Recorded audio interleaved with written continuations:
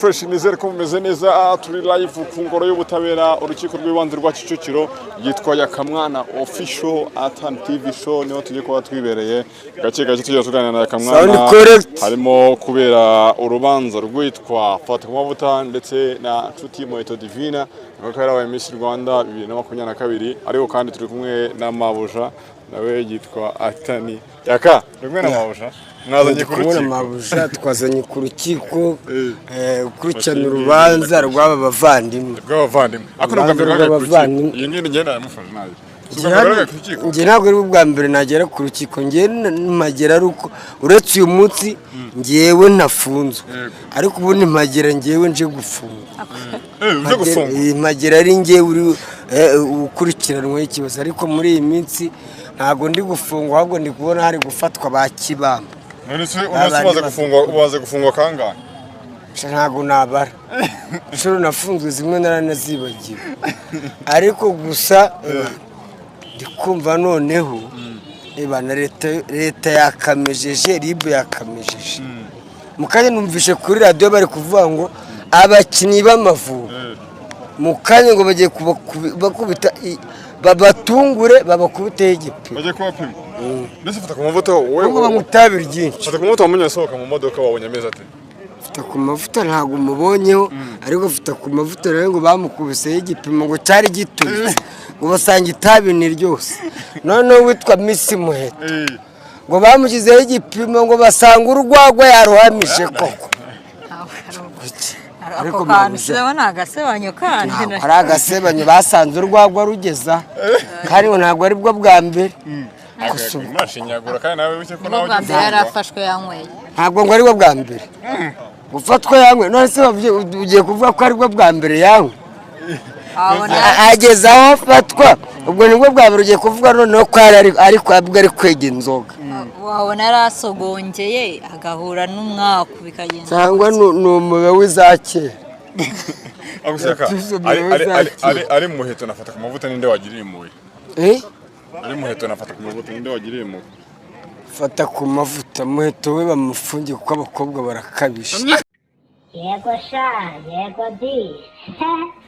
mugambanire umenye yuko akomeye aregeje ariho wakurenganura bagufunze dore ko nawe urumaga cyane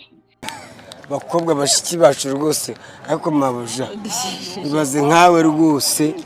ufashwe nko muri buriya buryo bwa Muheto n'ukuntu uri icyuki reba ukuntu uri mwiza umuntu yababona mu urumogi n'inzoga birahuye urumogi n'inzoga urumva bihuye uyu n'itabi ashobora kuba ari none se bamusanze nk'inzoga gusa ariko amaze imyaka myinshi agutemera urwagwa rwose bavuze ko ari inzoga gusa nta tabi inzoga gusa ariko gusa bashiki bacu byo barakabije buriya kiriya kintu cyo kugaragaza Miss Muheto cyaranshimishije ko ngewe ngenda imihanda hari abakobwa benshi mura nabo beza ariko wareba inzoga ugasanga ndusha kunywa urwago nge nuko ndunywa wenda ku mugaragaro nkanabigaragaza nukuri ko Imana hano hari oya ntabwo ari Miss Muheto ndi kuvuga hano hari abakobwa basigaye barusha abagabo kunywa izina ry'Imana mukajyana mu kabari ugasinda mbere umukobwa akiri kunywa kandi we kubera n'intuza banywa zino zari iki bashiki bacu nukuri ko Imana basigaye baturusha kunywa byeri hano habateye ubwoba Yaka hari igihe nge nsangira n'abakobwa wenda hari nk'umudiaspora wantumiye nkasanga hari abakobwa nk'umunani amakesari ngasinda mbere abakobwa bakiri kunywa bagakesha mpaka mu gitondo yakari ikintu nshaka kwibaza kunywa inzoga ni icyaha cyangwa se icyaha ni gukora nyine amakosa nyuma yo kunywa ntabwo ari icyaha ariko ntabwo ari icyaha ariko wenda byibuze ku mugabo cyangwa se ku gitsina buri umukobwa kera umukobwa ukera rwose ku bintu byerekeranye no gusinda no kubona umugore yasinze ntabwo ari kimwe n'umugabo rwose aguze kubona umugore uhetse umwana nize kubona umugore yarasinze ahetse umwana amuheka amucuritse umutwe uri hano ku mabuno amaguru ari aramucurikana ukuri kwima ariko ubwo ntubeshye ubwo waheka umwana umucuritse kweri ubwo wayoberwa yuko uhetse umwana umucuritse ntawe uri gukabya niba ari uko barwaye ikiganiro nawe uvuga ibintu bizima cyose buri buryo umugabo yasinda ntabwo ari kimwe n'umugore mujye mubitandukanya bashiki bacu mwagakwiye agaciro buriya ni uko ari n'aya masaha bashyize urabona leta yashyizeho saa 7 mu minsi isanzwe saa 8 muri wikendi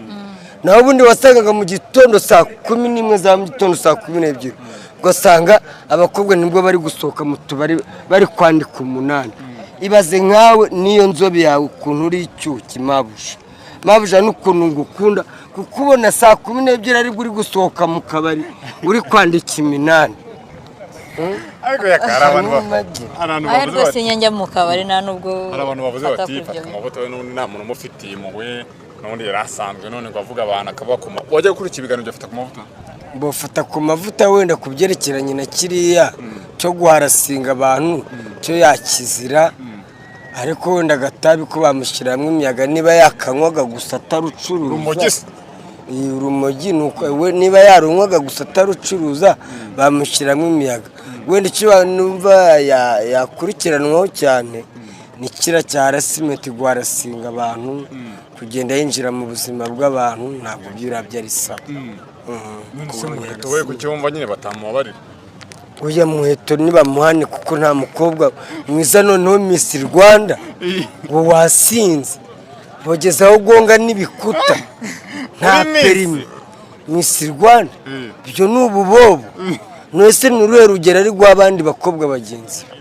n'umuntu abaye Miss Rwanda umukobwa uhagarariye igihugu kumva ngo bagufashe wasinze urwagwa rukugeza buriya kase basi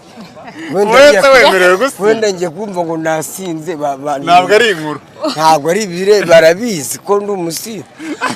Miss uhagarariye igihugu ngo wasinze ugeraho gonge ibikuta Miss Sumuntu ni umuntu ariko yagakwiye kwishyira muri uriya mwanya arimo akibyo ngibyo se ubwo wabijyanye n'urumogi mwanya ari mu rwose ibyo bintu wabijyanye n'urumogi kuhagara ibazina mabusha wanjye rwose uku igase mabusha kuko mu gitondo uri kwandika 8